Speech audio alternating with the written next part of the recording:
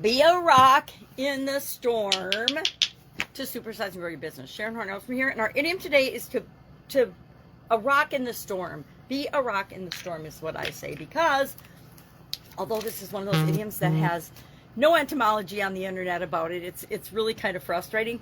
It leads to a lot of different idioms about rocks and storms and challenges, but there is no specific etymology or origin of this particular idiom. But it's been around for a long time. I've heard it. I don't know that I've used it very often, but I've been hearing it a lot lately. My family is reminding me that I need to be the rock in a current situation that we're all dealing with. But this idiom describes somebody who remains calm and supportive in the midst of chaos or challenging times or emotional turbulence or physical turbulence, right?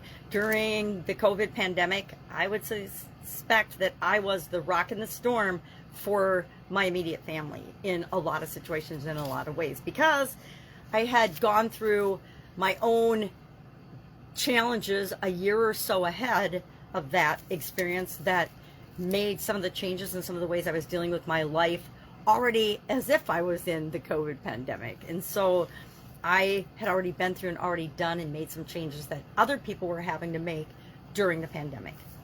It just suggests that a person provides support and strength and stability in times that are challenging, tough, upsetting, and either emotionally or physically turbulent, right? When we're building and growing and supersizing our business, I don't know about you, but pretty much every day there's some kind of chaos or turmoil or setbacks or challenges or obstacles or changes that come along.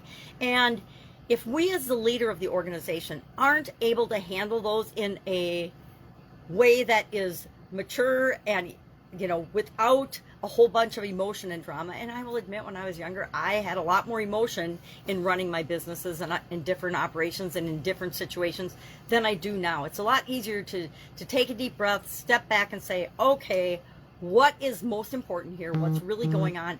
What do we need to do right now to deal with this situation versus just emotionally reacting and going off half-cocked and making short-term bad decisions and choices for our business. It's the same way in corporate America.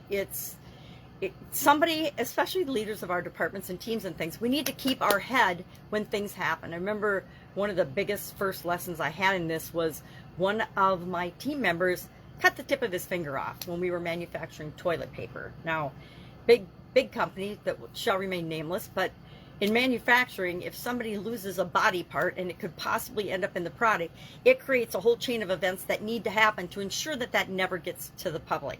I don't know about you, but I cannot imagine opening a roll of toilet paper and finding someone's fingertip in there that would not cause me some massive trauma and drama and contacting that organization's customer service department. So that I had to remain calm and be a rock in that situation in order for all the pieces to fall in place to make sure, number one, we found his finger, it got reattached, we got him to the hospital, or I took him to the hospital, and that everything was okay and that all the other team members weren't totally traumatized by the trail of blood that led to the bathroom, etc. So are you able to be that rock? And then guess what? When the situation's handled, I could go back to my office or back to my home and have my emotional reaction about it. So are you able to do that? Have you had the opportunity or faced situations where you needed to be that rock in the storm? I will admit, probably when I was younger, again, I don't remember because I choose not to remember, there were times when I didn't react like a rock and I did react emotionally or in too dramatic a way for the situation. But you learn pretty quickly that that doesn't get you the best results, and you might to make different choices going forward.